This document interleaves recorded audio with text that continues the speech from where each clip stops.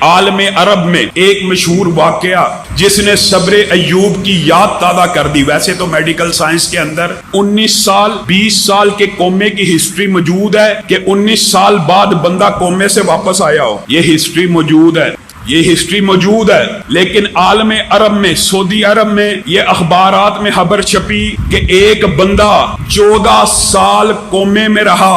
اس کی بیوی اور اس کا ایک بچہ ہر روز ہسپتال میں 2 دفعہ آتے تھے. جو ملاقات کا ہسپتال میں ٹائم ہوتا تھا وہ روزانہ آئے. 14 سال کے اندر انہوں نے ایک ناگا نہ کیا.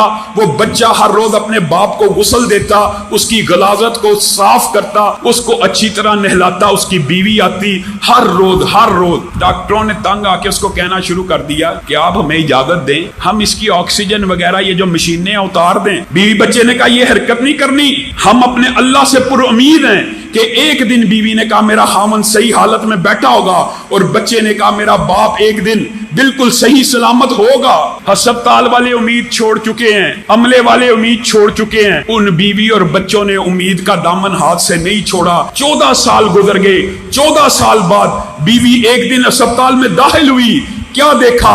خاوند بستر کے اوپر بیٹھا ہوا اس کا انتظار کر رہا ہے. اس کی آنکھوں میں پانی آ گیا. عملے نے، ڈاکٹروں نے آ کے خوشخبری دی. کہا میڈیکل سائنس کے اندر، عرب کے اندر دنیا کے اندر تو 19 سال کے 20 سال کے واقعے موجود ہیں، لیکن عالم عرب میں پہلا واقعہ ہے کہ 14 سال کے کومے کے بعد کوئی بندہ ہوش میں آیا ہو. اور وجہ آپ ہیں، آپ کی استقامت ہے، آپ کی دیکھ بھال ہے، آپ کی نگرانی ہے. اللہ کی قسم، ورنہ تو ہم تنگ آ کے 1-2 سال بعد بندے سے اولاد کو ہٹا دیتے ہیں اور گھر والوں کو منا لیتے ہیں کہ بس اس کو اللہ کی سپرد کر کے اللہ کے پاس جانے دو. تم کیا عمل کرتے تھے؟ بیوی نے کہا میں گھر جا کے اپنے رب سے دعا کرتی تھی، اللہ ایک دن میری زندگی میں ایسا لانا کہ میں اپنے خاوند کو اپنی آنکھوں سے تندرست دیکھوں، اور یہ میرا جو بچہ ہے یہ محلے کے غریبوں کے اندر خیرات اور پیسے کو تقسیم کیا کرتا تھا، اور ان کو پیسے دینے کے بعد کہتا تھا میرے باپ کے لیے دعا کرو کہ میری زندگی میں ایک مرتبہ میرے سر کے اوپر شفقت سے ہاتھ پھیرے. آج ان دعاؤں کا نتیجہ ہے، اور ان غریب آدمیوں کی اور لوگوں کی اور اس خیرات کا نتیجہ ہے کہ تم دیکھ رہے ہو میرا خاوند زندہ سلامت بالکل صحیح حالت میں موجود ہے. حضرت حسن بن سفیان رحمہ اللہ اتنا مشہور واقعہ ہے. اعلام النبلاء کے اندر امام ذہبی نے بھی باسند لکھا، اور البدایہ والنہایہ کے اندر ابن کثیر نے بھی باسند لکھا ہے. حسن بن سفیان 9 ساتھیوں کے ہمراہ مصر کے اندر حدیث کا سبق حاصل کرنے کے لیے گئے. اب جو زیادہ راہ ساتھ لیا ہوتا ہے اس دور کے طالب علموں کا آپ کو پتا ہے، جو مال لیا تھا ختم ہو گیا. طالب علموں نے کہا حسن بن سفیان اللہ پہ توکل کر کے ہمیں ساتھ لے آئے ہیں، اب 1 دینار بھی پاس موجود نہیں کھانا کھانے کو. اٹھ اور لوگوں سے امداد کی اپیل کر، محلے میں نکل، پیسے مانگ.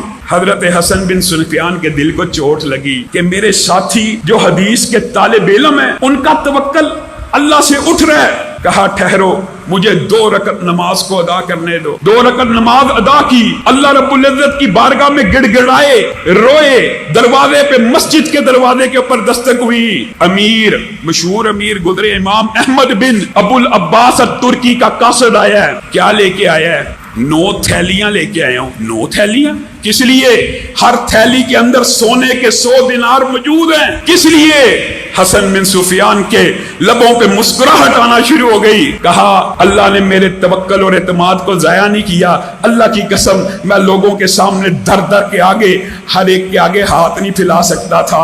میرے دل میں خیال آیا کیوں نہ اس کے آگے ہاتھوں کو پھیلاؤں. کہاں ہر بندے کے سامنے ہاتھ کو پھیلاؤں گا، آج اس حکم الحاکمین کے سامنے ہاتھوں کو پھیلاتا ہوں. دیکھو کتنی عظیم مدد آئی. اور پوچھا ابو العباس ترکی کو ہمارا خیال کیسے آیا؟ کہا آج ہی دوپہر کلولے میں سو رہے تھے کہ حسن بن سفیان اور اس کے 9 ساتھی مسجد کے اندر بیٹھے تیری مدد کا انتظار کر رہے ہیں، اور تو ان کی خدمت سے غافل ہے. انہوں نے ہمیں حکم دیا ہے یہ 900 دینار سونے کے پہنچا دیے جائیں، اور کل وہ خود تشریف لائیں گے. پھر مصر کی بہت بڑی جامع مسجد ابو العباس ترکی نے حسن بن سفیان کو بنا کے دی، اور اس کی ارد گرد کی ساری زمین حدیث کے ان طالب علموں کو عطا کر دی.